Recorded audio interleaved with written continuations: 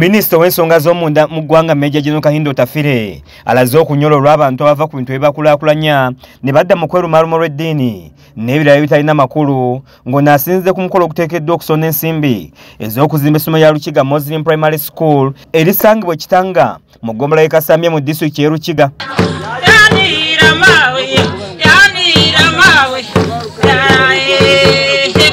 Otafiire avumiridde eky'abasiraamu okw'erumaaluma n'okweyawulamu ebibinja.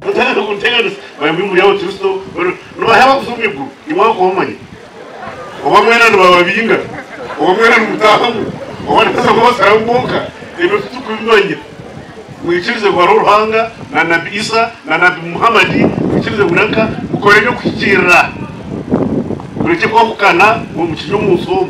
Akuli abasiraamu b'ennono lya Greater Kabale Sheikh Lule asimye General Otafiire olw'okubaawo ku mukolo guno ng'ategeeza nti beetaaga obukadde obusoba mu 9 okumaliriza omulimu ogw'okuzimba essomero lino.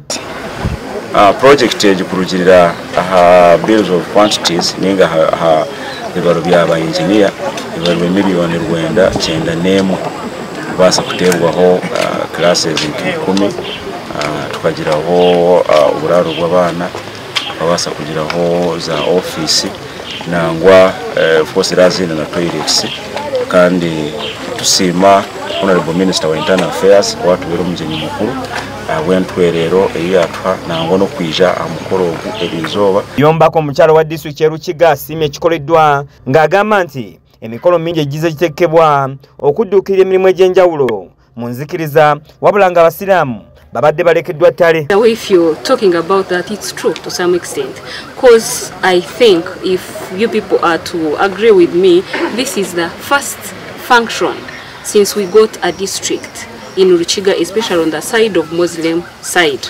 Yes, there are few, and in most cases they are left out. As a leader, I've sat with them, we've discussed, I've always promised them that I'm going to support them. And I think this is the beginning. This is the beginning. First of all, I want to thank them for trusting me to be their chairperson, fundraising, and I promised them that this is the beginning. I'll be behind them. We are going to mobilize more and more. How I wish Lukiga could be an example for other districts. Joan Katushabe yakusakidde eggulire lino ku lwa KSTV Agale.